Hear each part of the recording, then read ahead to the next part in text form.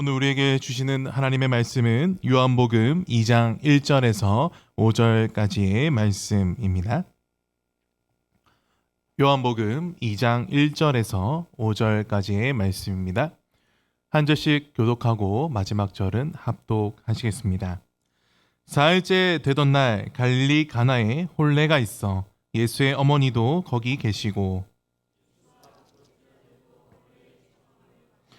포도주가 떨어진지라 예수의 어머니가 예수에게 이르되 저들에게 포도주가 없다 하니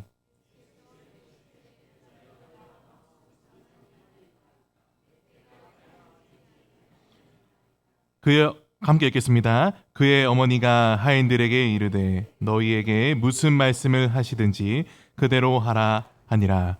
아멘. 오늘 본문의 말씀의 사건을 요약하면 아주 간단합니다. 예수님이 물로 포도주를 만드셨다. 예수님은 떡만 잘 만드시는 분이신 줄 알았는데 포도주도 잘 만드시는 분임을 깨닫고 감명받은 성도님은 아마 없으실 거라고 생각합니다. 예수님을 잘 믿으면 평생 포도주를 마음껏 마실 수 있다고 생각하는 성도님들도 계시지는 않을 것 같습니다. 제가 요한복음 2장 1절에서 5절 말씀 준비하면서 유튜브에 짧은 영화, 이 사건을 잘 담은 영화가 있어서 잠깐 소개해드리고 계속 말씀을 이어가겠습니다. 예수님께서 물로 포도주를 만드신 사건은 우리에게 어떤 의미일까요? 어떤 이들은 예수님의 변화 능력에 대해 관심을 가집니다. 하인들처럼 예수님이 무슨 말씀을 하시든지 그대로 하면 큰 복을 받는다고 말입니다. 요한복음 2장 5절 말씀입니다. 그의 어머니가 하인들에게 이르되 너희에게 무슨 말씀을 하시든지 그대로 하라 하니라. 예수님이 물로 포도주를 변화시켰듯이 죄인을 변화시켜 하나님의 자녀로 만든다는 사람도 있습니다. 로마 가톨릭 교회는 이 사건에 근거해서 성찬에 있어서 화채설을 옹호하기도 합니다. 예수님이 물을 포도주로 변화시켰듯이 이 성찬에 사용하는 포도주가 얼마든지 예수님의 피로 변할 수 있다고 가르칩니다. 그래서 로마 가톨릭 교회에서 성찬을 할 때는 받는 그 사제가 주는 그 성찬과 빵과 포도주를 절대로 흘리거나 함부로 해서는 안 되는 것이죠. 왜냐하면 그것은 변화된 예수님과 몸과 피이기 때문입니다. 본문의 사건에서 변화는 매우 중요한 요소입니다. 하지만 그보다 더 중요한 것은 이 기적이 보여주는 메시지입니다. 우리는 요한복음을 읽을 때 항상 염두해야 하는 말씀이 있습니다. 요한복음 20장 31절 말씀을 우리 함께 읽겠습니다. 오직 이것을 기록함은 너희로 예수께서 하나님의 아들 그리스도이심을 믿게 하려 함이요 또 너희로 믿고 그 이름을 힘입어 생명을 얻게 하려 함이니라. 성도 여러분, 어떤 사람이 실제로 물을 가지고 포도주를 만들었다고 생각해 봅시다. 그것을 눈으로 보았을 때 그가 하나님의 아들이라는 생각이 드십니까? 그를 보았을 때 그를 믿으면 영생을 얻을 수 있다는 믿음이 생기십니까? 그가 물을 포도주로 만드는 대단한 능력자라는 것은 인정해도 하나님의 아들이라는 것은 확신하지 못할 것입니다.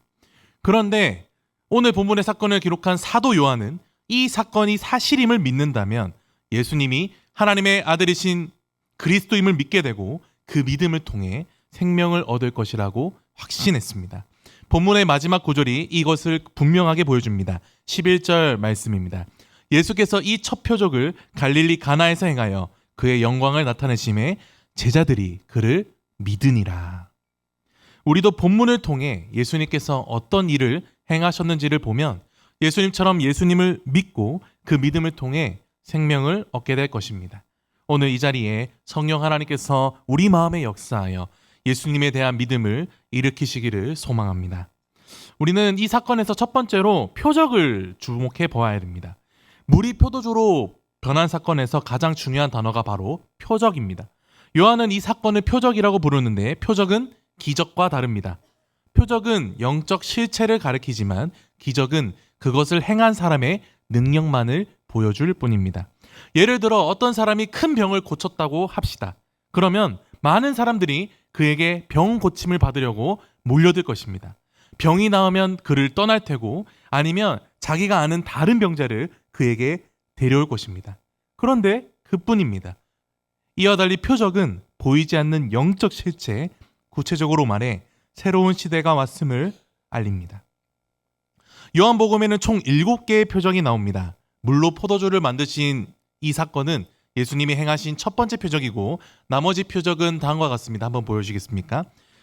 왕의 신하의 아들을 고치시고 38년 병된 병자를 고치시고 오병이어의 기적과 무리를 걸으심, 눈먼 자를 보게 하심, 죽은 나사로를 살리심. 이 표적들은 단순한 기적이 아닙니다.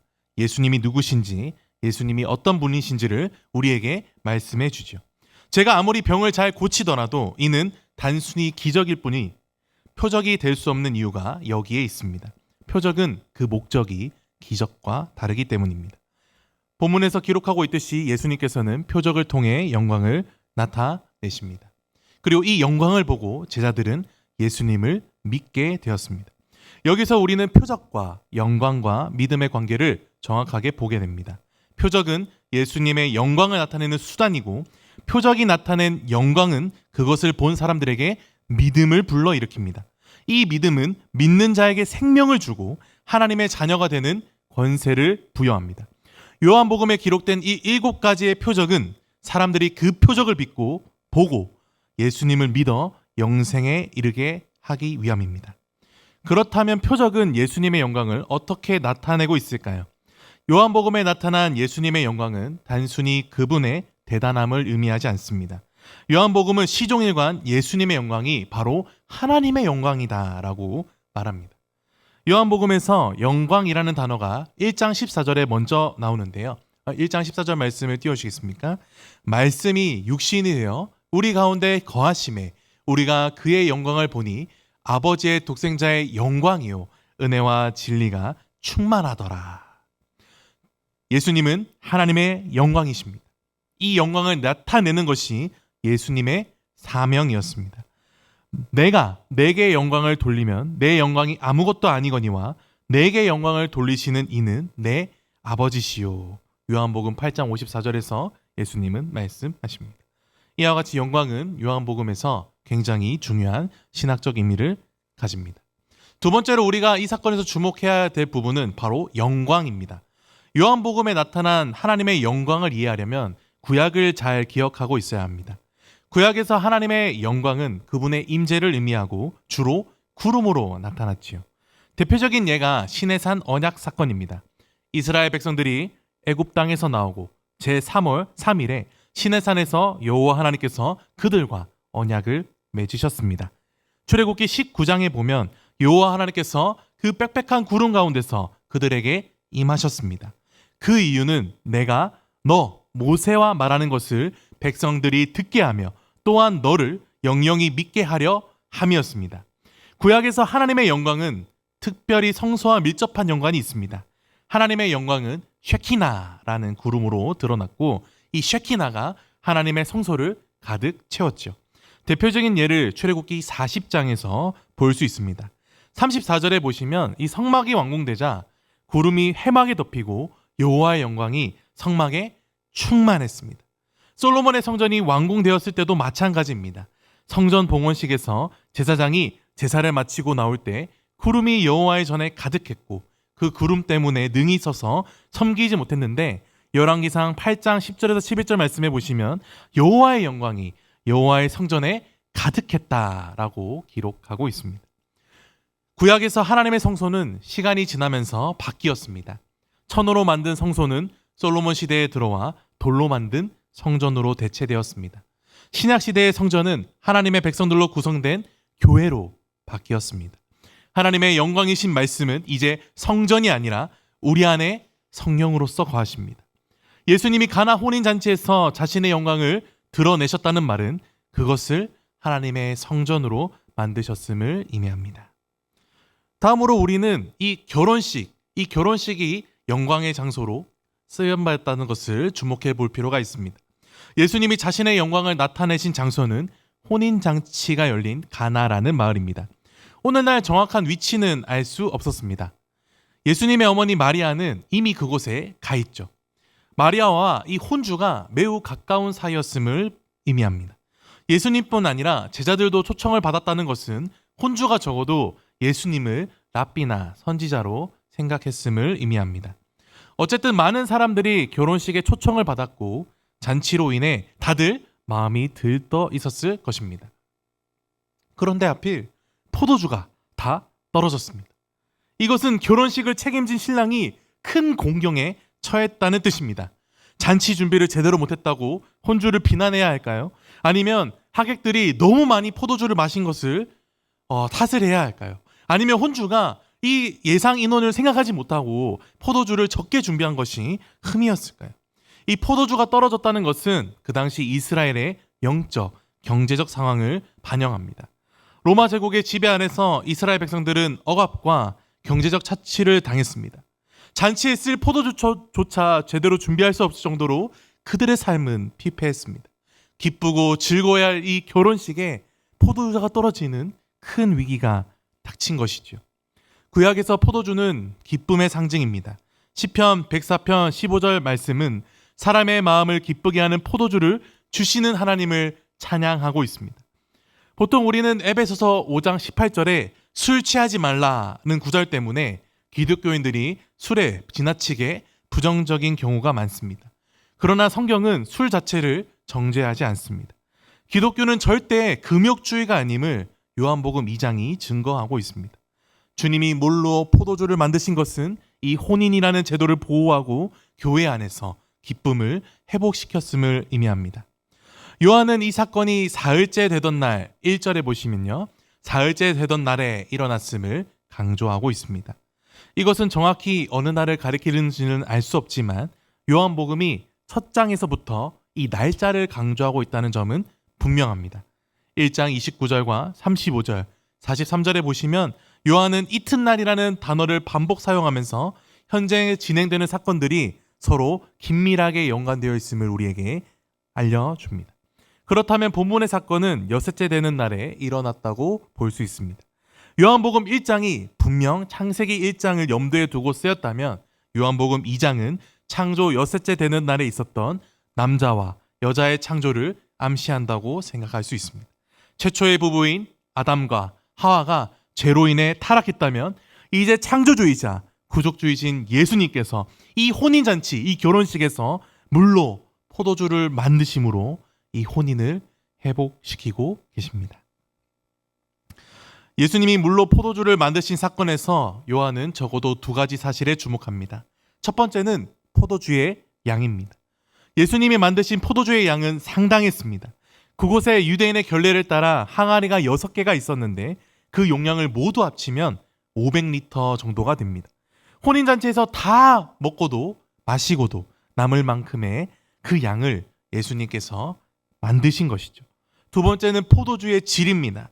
포도주가 얼마나 맛이 좋은지 연회장이 신랑을 불러서 사람마다 먼저 좋은 포도주를 내고 취한 후에는 낮은 것을 내거늘 그대는 지금까지 좋은 포도주를 두었다라고 그 신랑을 칭찬합니다.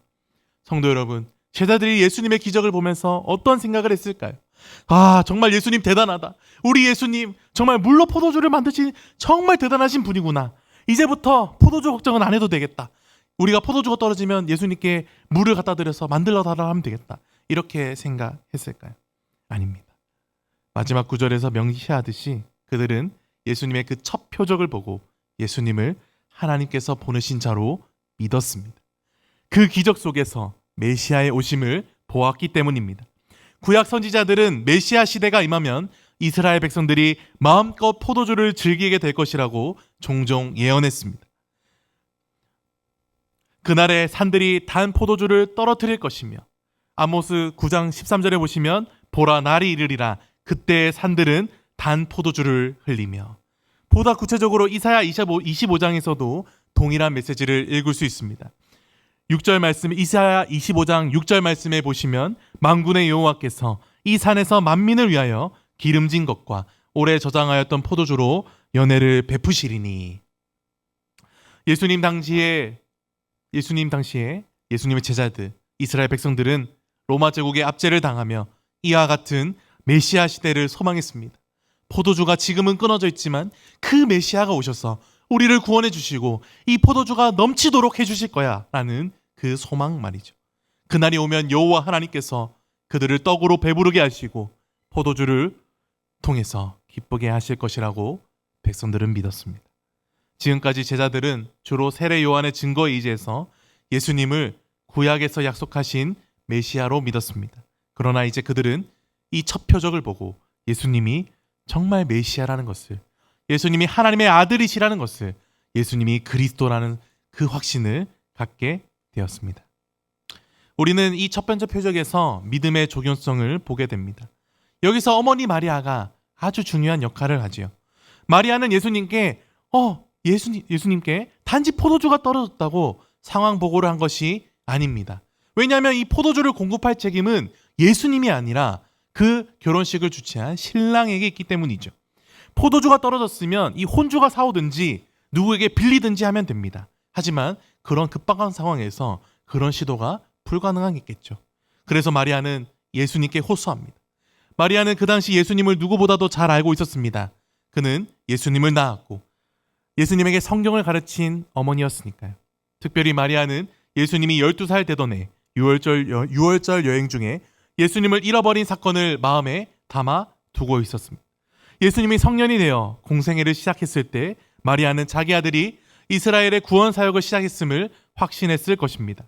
마리아는 아들이 아니라 메시아이신 예수님에게, 그리스도에게 교회의 공경을 호소한 것입니다.